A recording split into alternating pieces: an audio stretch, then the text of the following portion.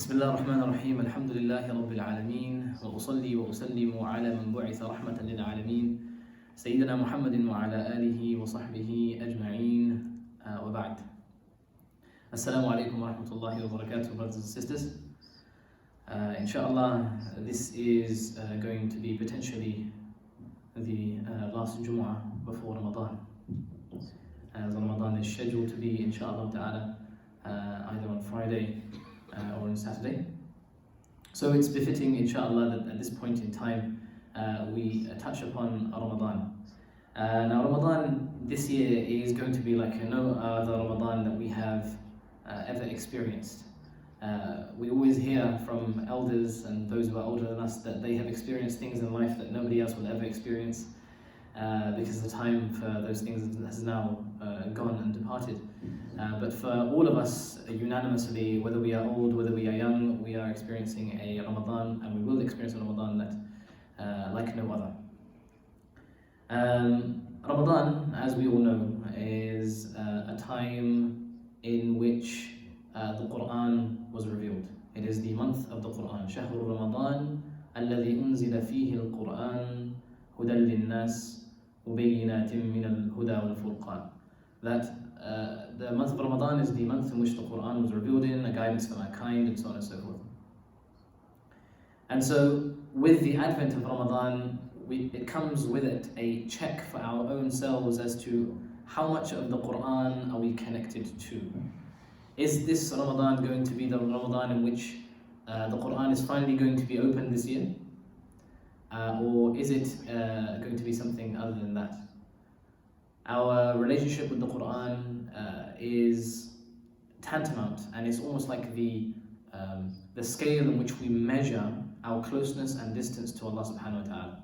If these are Allah's words, this is Allah's guidance that He has sent to mankind, that is the final revelation, and Allah subhanahu wa ta'ala will not speak to mankind until the day of Qiyamah, until the day of judgment.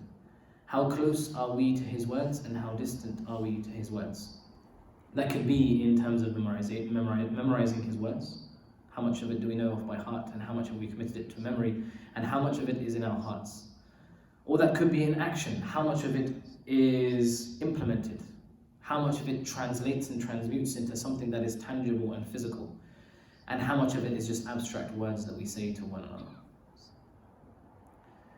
So Ramadan has come at a time where, because it's a time where it's unprecedented and we haven't really lived in a time like this before, it allows us to change our perspectives with regards to Ramadan, look at it slightly differently.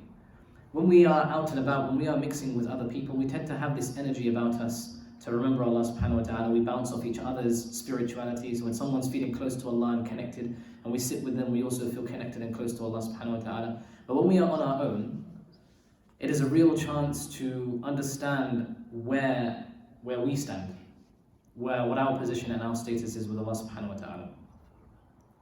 And also this is a natural feeling when you're with people, you feel high and you feel, like you have iman. It's like what Hamdallah radiyallahu ta'ala anhu said about his own hypocrisy. He says, nafaqa Hamdallah. Hamdallah has committed nifaq because when he's with the Prophet sallallahu alaihi wasallam, he feels like he can touch the sky and he's with the malaika. And when he is away from the Prophet ﷺ, he feels as if he is, doing nothing. So sometimes it's a natural feeling, but that is a realization by Hamdallah of his own status and his own situation. That when I'm with the Prophet ﷺ, I feel good, and I want to feel like that all the time. But when I'm away from him, I don't feel like that. Right? But it's sa'a for sa'a, so you balance it out. You spend time in ibadah, and you can spend time also with your responsibilities in the dunya and so on and so forth. But most importantly, Ramadan this year is going to allow us to reflect on our own selves and our own situations. Ramadan is a month of fasting, and fasting is a time to reconnect, or is an action that reconnects us to Allah subhanahu wa ta'ala. يا أيها الذين آمنوا كتب عليكم الصيام كما كتب على الذين من قبلكم لعلكم تتقون. Right? And we all know this ayah that fasting has been prescribed for you, O you who believe. Like it has been prescribed for the people before you, so it's not a new thing. But most importantly, لَعَلَّكُمْ تَتَّقُونَ, so that you may, inshallah, there is a possibility that you will acquire through it taqwa of Allah subhanahu wa ta'ala. a consciousness of Allah subhanahu wa ta'ala, a mindfulness of Allah subhanahu wa ta'ala, a realization that Allah subhanahu wa ta'ala is ever watchful, all hearing, all knowing, no matter what I say and what I do, where I say it and where I do it, Allah subhanahu wa ta'ala is aware of it. And no matter what I do, where I do it and how I do it, there will come a time where I will return to Allah subhanahu wa ta'ala and be asked about what I did. That is taqwa. Taqwa is the relationship, your relationship with Allah subhanahu wa ta'ala, and your realization that He is forever with you. وَهُوَ مَعَكُمْ أَيْنَمَا كُنْتُمْ إِنَّ رَبِّي مَعِي سَيَهْدِينَ. My Lord is with me and He will guide me. Allah is with you wherever you are. Also, taqwa is realizing that Allah subhanahu wa ta'ala is ever watchful. So what that means is that you do what you have been obliged and obligated to do from Allah subhanahu wa ta'ala. If He tells you أقيموا الصلاة, تقيموا الصلاة. If He tells you تؤتوا الزكاة, تؤتوا الزكاة. If He tells you صوموا رمضان, تصوموا رمضان. If He tells you to pray, you pray. If He tells you to give zakat, you give zakat. If He tells you to fast a month of Ramadan, you fast a month of Ramadan. If He tells you don't backbite, you don't backbite. If He tells you don't lie, you don't lie. If He tells you don't steal, you don't steal. So it is doing that which Allah subhanahu wa ta'ala wants you to do, has obliged you to do, and staying away from that which He has prohibited you from doing. That is the reality of taqwa, the balance between the two. Doing what you're supposed to do and staying away from what you're not supposed to do. And fasting allows us to do that. Isn't it strange how we go through an entire year? We're not obliged to fast. We're not even asked to fast. We're encouraged to, the Prophet ﷺ, he fasted every Monday and Thursday, and we all know those things, right? Three days of every month. But we don't, how many of us actually do that? Very few. And, we know it if someone was to tell us that, but it's not really something that we're habituated in doing. But Ramadan comes once in a year and we are forced to. We have to. And if you don't, then you are sinning, and it is a major sin, because you have left a pillar from the pillars of Islam.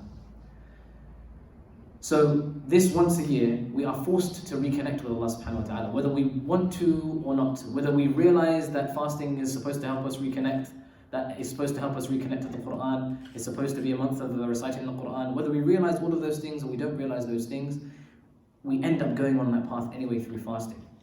And the more we realize it, the more conscious we are of our actions and our decisions, that's how close we will get to Allah subhanahu wa ta'ala. And the opposite obviously is that's how distant we'll be from Allah subhanahu wa ta'ala. So again, we are in a time that is unprecedented. We are in a time that is very strange. It is not like any other Ramadan that we have seen before us. But what it will allow us to do is to designate our time, to organize ourselves consciously. The Ramadans that have come before, what tends to happen is everybody's praying Tarawih, everybody's fasting, everybody's doing things a certain way, so you kind of just go along with the crowd. And it's not a conscious effort, it's not a conscious decision that you are making. Just because everybody else is doing it, and I think I better do it as well. It's a habituation. When Ramadan comes, it's synonymous to doing certain actions. But this year now, it has to be a conscious effort. It has to be a conscious decision. And that consciousness is that same consciousness that you have with Allah subhanahu wa ta'ala. That consciousness is that same connection that you have with Allah subhanahu wa ta'ala. And that is that taqwa. Ramadan is a time for purification of your heart. When we say taqwa, Ramadan, fasting is taqwa. Taqwa is the way in which we understand the Quran. Alif Lam Mim Dhalika al-Kitabu la rayba fihi hudan lil-muttaqin. That the Quran is a guidance for those who have taqwa. So if you don't have taqwa, then you won't have guidance from the Quran. And the only way you will ever have taqwa is if you fast in the month of Ramadan. That helps you to have taqwa. So fasting in Ramadan helps you to have taqwa. Taqwa helps you to understand the Quran and be guided with the Quran. And the one who is guided with the Quran is walking in the footsteps of the Messenger sallallahu alaihi wasallam, because كَانَ خُلُقُهُ al-Quran. His character, his attributes, everything about him was the Quran. He was the walking, talking Quran. لَقَدْ كَانَ لَكُمْ فِي رَسُولِ اللَّهِ أُسْوَةٌ حَسَنَةٌ. So, what I was going to say was that Ramadan is a time of the Quran, it's a time of taqwa, and it's a time to reflecting it closer to Allah subhanahu wa ta'ala. And that taqwa that we're talking about, the position and that place of it is in the heart. So when we say that Ramadan is a time to purify our hearts, it's a time to acquire taqwa, that taqwa, where is it placed? Is it in your arms? Is it in your legs? Is it in your head? The Prophet ﷺ, he said, "At-taqwa ha-huna, at-taqwa ha-huna, at-taqwa ha-huna," wa ashara ila sadrihi, and he pointed to his heart and he said, "At-taqwa is here. This is where taqwa is." And we know that the only people that will be successful yawm al-qiyamah illa man atallaha biqalbin salim. The only people that will be successful yawm al-qiyamah are those who come to Allah subhanahu wa ta'ala with a clean and pure heart. And we know that ala bi dhikrillahi tatma'innu al-qulub, that through the dhikr of Allah subhanahu wa ta'ala do the hearts find peace and serenity and solace. And we know that the Quran is the dhikr of Allah subhanahu wa ta'ala. وَلَقَدْ يَسَّرْنَا الْقُرْآنَ لِلذِّكْرِ فَهَلْ مِن مُدَّكِرٍ. So these are all interconnected phenomena in Islam. These are all interconnected things in the month of Ramadan. And they all culminate in this special month, subhanAllah. And so it is incumbent upon us to be prepared for what is going to be coming in a week's time, inshaAllah ta'ala. Now, it's a bit late for me to say let's do some preparations for Ramadan, because the Sahaba Ridwanullahi alayhim, since Ramadan, since the previous Ramadan, from 6 months onwards, they would think about the missed opportunities that passed them by in the previous Ramadan. And from the next 6 months onwards, leading up to the next Ramadan, they will be anticipating, waiting and preparing. The Prophet ﷺ, he was known to fast a lot in the month of Sha'ban, the month that we are in right now, the month before Ramadan. And the reason why he would fast a lot in the month of Sha'ban is in preparation for Ramadan. Not just that, the a'mal of your actions are raised up to Allah subhanahu wa ta'ala and accepted or rejected by Allah subhanahu wa ta'ala in the month of Sha'ban. And the Prophet ﷺ said, the best situation that I'd like to find myself in when that happens to me is that I am fasting. But not just that, you're getting in gear, you're getting your mind and your body and your soul prepared for what is about to come in Ramadan. So that when Ramadan, the first day of Ramadan hits you, you don't have a migraine and you're lying down in bed thinking, subhanAllah, I've got a month of this to go. The first week isn't a struggle to get used to it. Rather, you are already used to it. This is something that's, I already know how this feels.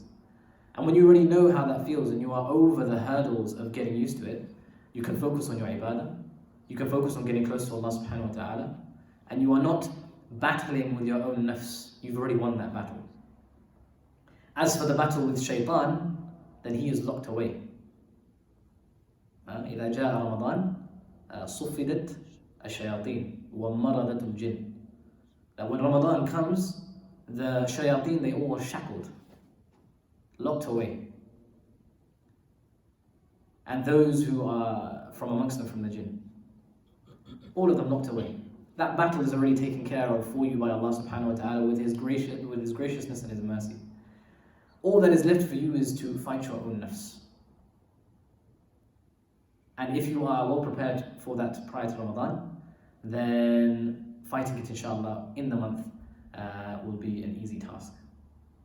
So what we can do though, in the week to come, in preparation for Ramadan, is perhaps not fast, because it's not advised to fast as Ramadan draws closer, in line with the guidance of the Prophet ﷺ. But what we can do is begin our own recitation of the Quran. Open up the book of Allah subhanahu wa ta'ala. Open up this last revelation that He has gifted you, and gifted you because you are from the ummah of the Messenger sallallahu alaihi wasallam, because you are from the ummah of the Prophet sallallahu alaihi wasallam. It is because of that blessing that He has given you this book. Open up this gift, open up this blessing, and begin your relationship with it. Now, it's not an instantaneous cause and effect, open the book, I get guided type of relationship. This is a relationship that takes time, takes understanding. You read it once, you read the surah once, you get one understanding. You read it again, you understand it in a different way. You experience things in life and you come back to the same surah and you open it up again after many years and new meanings are bouncing out to you and you are understanding it in a totally different perspective. The Quran never fails to give. Never fails to give. no matter where you find yourself in life. So begin that relationship now, before Ramadan starts. Don't wait till the first of Ramadan to open the book of Allah subhanahu wa ta'ala. Open it now. So that when Ramadan starts, you already have that habit of reciting. You already have a portion of the day where you recite. And you are not tired. You are not lazy in opening the book of Allah. You are not lazy for sitting down for half an hour, 45 minutes, 1 hour. You don't see that as a long time because you're already doing it. You're already in the habit of doing it. So do that, inshallah. First of all, establish a relationship with the book of Allah subhanahu wa ta'ala. Have a time in the day, another thing that we can do is have a time in the day where you remember Allah subhanahu wa ta'ala, or you remember the Prophet sallallahu alaihi wasallam. And you can start that today actually. Today is the day in which إن الله وملائكته يصلون على النبي يا أيها الذين آمنوا صلوا عليه وسلموا تسليما. Yawm al-Jummah is the day in which Allah subhanahu wa ta'ala sends, or we are encouraged to send copious amounts of salat and salam upon the Prophet sallallahu alaihi wasallam. So take half an hour today. And if half an hour is a little bit too much, then take 15 minutes. And if 15 minutes is too much, then I can't help you. But take 15 minutes of the day. Turn everything off. Your TV, your phone, don't even put it on silent or airplane mode, off. You're not connected to anything. There's nothing to distract you. Your mind isn't subconsciously connected to something else. You are disconnected from the world entirely. Take a counter or don't take a counter. Take a sibha, don't take a sibha. You can count or you don't have to count. But sit down for 15 minutes and 15 minutes straight and just say one thing again and again and again. Allahumma salli wa sallim ala nabiyyina Muhammad. Allahumma salli wa sallim ala nabiyyina Muhammad. You are sending salat, prayers, and salam, salutations upon the Prophet sallallahu alaihi wasallam. And whilst you are doing that, recognize what that means. Understand that when you send prayers, dua, and salam upon the Prophet ﷺ, know for a certainty and for a surety that he is listening and he will see and receive that dua and that salam that you are sending to him. And not just that, he will return that salam that you are sending to him. Know that every time you say it.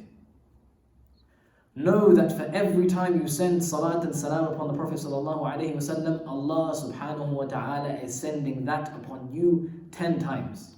For every one time you say it, Allah is sending it to you 10 times. So it becomes a triangle. You send it to the Prophet ﷺ, the Prophet ﷺ sends it back to you. Your actions are going up to Allah subhanahu wa ta'ala, and Allah subhanahu wa ta'ala is sending that 10 times back to you. And it is a constant cycle. Do that for 15 minutes. Allahumma salli wa sallim ala nabiyyina Muhammad. Don't get distracted by anything. Close your door. Go in a room where no one else is going to disturb you in it. Let everybody know, brothers, sisters, mum, dad, whoever's in your house, that this is what I'm going to do. Like, don't disturb me. Get out of my face. I'm going to focus for 15 minutes and do that. And inshallah, let me know how that goes and what you feel. Inshallah, in the comment section of the video when this goes up. So do that, inshallah. So that when Ramadan comes, it is easy for us to remember Allah.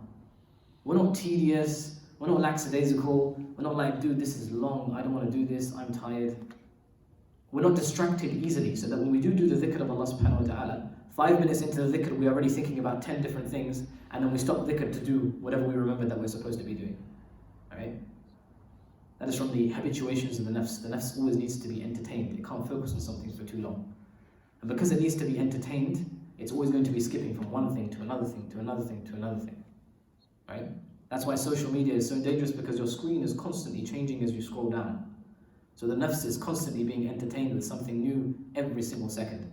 If it is bored of what it is watching, all it has to do is just flick a thumb and you're watching something new. And if that something new is not palpable to you, then you flick down and watch something else. So you become undisciplined. You become unable to focus and concentrate for a long period of time. And that means that you are unable to concentrate on the message of Allah subhanahu wa ta'ala in the Quran. The Quran is not a short book, right? It's not like 10 ayat, 15 ayat, 20 ayat that you can read in about an hour, right? There's a good 600 pages. There's more than 6,200 verses in the Quran. Many of them are clear, and some are unclear and require a lot of concentration for you to understand. It's not easy. And the Prophet ﷺ in Ramadan reminds us of this as well. Right? So when Ramadan used to come, it was said about him, Shadd al-Mi'zar. And the mi'zar is the izar, and the izar is like a loincloth, like your undergarment, your trousers or whatever. Right? So like you tighten the belt. Right? And that can mean literally he tightens the belt. Right? But that's more metaphoric than it is literal. And what that means is it's a time of hard work. Right? Roll up your sleeves. It's a figure of speech. You roll up your sleeves, it doesn't mean you literally roll up your sleeves, it means that you're working hard. You're putting your head down. You're focusing. You're exerting all of your effort. And you are free to do so now. فَإِذَا فَرَغْتَ فَانصَبْ وَإِلَىٰ رَبِّكَ فَارْغَبْ. And when you are in free time, tie yourself out. فَانصَبْ نَصَبَ إِذَا تَعِبَ. Tie yourself out. Tie yourself out trying to find your way to Allah subhanahu wa ta'ala. وَالَّذِينَ جَاهَدُوا فِينَا لَنَهْدِيَنَّهُمْ سُبُلَنَا. And those who strive in our ways, we will guide them to our paths. We will guide them to us. And the numerous paths that Allah has to reach Him. So Shadd al-Mi'zar, the Prophet ﷺ used to work hard. Ramadan is a time to work hard. And the Quran is not something that should be taken lightly, that you read as a recreational activity. It is a relationship that you are having with Him. إِنَّا سَنُلْقِي عَلَيْكَ قَوْلًا ثَقِيلًا. We are going to send to you a heavy word. One of the first ayat that were revealed to the Prophet ﷺ in Surah Al-Muzammil. That we are going to send to you, O Muhammad, an extremely heavy word. Yani this Quran. The responsibilities that are within this Quran. That people have to rise up in terms of their akhlaq and their mannerisms. In terms of their aqidah. In terms of rectifying others around them. And rectifying themselves first and foremost. It's an arduous and long task. And that is all personified by the difficulty that we find ourselves in Ramadan. If we think about those people who are struggling around the world, and this is something else that Ramadan reminds us of those who are impoverished, those who don't have what we have necessarily, those who don't find enough to survive for the day, those who are struggling to make ends meet. Ramadan reminds us of these people, reminds us of our interconnected nature to these people as well. We are not wholly disconnected from the poor. Even if we have all the money in the world, even if we have enough for our own satisfaction and our own sort of comforts, there are people in this world that do not have that, and we are connected to them and we have a responsibility towards them. Ramadan reminds us of this responsibility, and the time that we're going through in this day and age, or in this particular time, reminds us, and is sort of magnified even more, that those people who are going through a hardship are going through even more of a hardship, and those people who weren't going through a hardship are now going through a hardship. Right? So it's even more incumbent upon us to be connected one to another. And this will help us to be connected to Allah subhanahu wa ta'ala. كَانَ اللَّهُ فِي عَوْنِ الْعَبْدِ مَا كَانَ الْعَبْدُ فِي عَوْنِ أَخِيهِ. Allah subhanahu wa ta'ala is in the service and in the aid of His servants, as long as His servants are in aid of their brothers, as in their kindred. And we are إِنَّمَا الْمُؤْمِنُونَ إِخْوَةً. The believers are brethren one to another. So if we are in the service of each other, Allah subhanahu wa ta'ala will be in the service of us. Ramadan reminds us of this. So we give in our sadaqah, we give in our zakat al-fitr, which inshallah we should give as early as we possibly can, inshallah ta'ala. And bi'idhnillah, we will send a couple of reminders about this throughout the week, inshallah ta'ala. So Ramadan is a time for all of these different things that we've mentioned so far. And it is a time for much more than that also. But if we can do the bare minimum of what we've mentioned, inshallah, we can have a successful Ramadan. Now, obviously, we mentioned before that Ramadan this time round is not going to be like other Ramadans. But inshallah, North Finchley Masjid, INL, us guys here, we inshallah will let you guys know the plans for this Ramadan. Hopefully on Sunday, inshallah ta'ala. So watch out for that on our website. And we will share that via social media as well as our email subscription list, inshallah. So if you haven't subscribed to our mailing list, please do so, inshallah ta'ala. With regards to, yeah, I think that was it, yeah, inshallah. So with regards to requests, I was going to say, a lot of people have requested du'as for their loved ones. Obviously, a lot of people are going through through hardship and difficulty. We ask Allah subhanahu wa ta'ala to come to the aid of all those who are suffering. We ask Allah subhanahu wa ta'ala to alleviate their suffering and to reward them abundantly for what they are going through, and to cause that to be an expiation for their sins, so that they meet Allah subhanahu wa ta'ala pure and free from all sin. There have been particular requests, such as our brother Osam, his son is going through quite a difficult time, so we request that all members of the congregation inshallah make dua for him, and we ask Allah subhanahu wa ta'ala to grant him shifa al-ajil al-kamil la yughadiru saqaman inshallah ta'ala. We ask Allah subhanahu wa ta'ala to alleviate us from our current plight. We ask Allah subhanahu wa ta'ala to return us to our masjid. We ask Allah subhanahu wa ta'ala to return us to his ibadah. We ask Allah subhanahu wa ta'ala to allow us to congregate once more, inshallah, in the house of Allah subhanahu wa ta'ala, worshipping Him and Him alone with the utmost ikhlas, Ya Rabbil Alameen. We ask Allah subhanahu wa ta'ala to overlook our shortcomings, all of the shortcomings that we have committed in the past, whether we know it or we don't know it. We ask Allah subhanahu wa ta'ala to forgive us for all of our sins. We ask Allah subhanahu wa ta'ala with the bottom of our hearts to guide us upon the Sirat al-Mustaqim and to keep us steadfast upon it. We ask Allah subhanahu wa ta'ala to guide our children and our children's children. We ask Allah subhanahu wa ta'ala to keep them steadfast upon the Sirat al-Mustaqim and to make dua for their parents, those who are alive and those who have passed away. We ask Allah subhanahu wa ta'ala to forgive our parents and our mashayikh and those who have taught us, and those who have any rights over us. Inshallah, we ask Allah subhanahu wa ta'ala to forgive them and overlook their shortcomings and grant them Jannatul Firdaus al-A'la, Ya Rabbil Alameen, wa Ya Akram al-Akrameen. عباد الله رحمكم الله إن الله يأمر بالعدل والإحسان وإيتاء ذي القربى وينهى عن الفحشاء والمنكر والبغي يعظكم لعلكم تذكرون اذكروا الله العلي الجليل يذكركم واشكروه يزدكم ولذكر الله أكبر والله يعلم ما تصنعون. Inshallah, you may now pray your dhuhr. Wassalamu alaikum wa rahmatullahi wa barakatuh.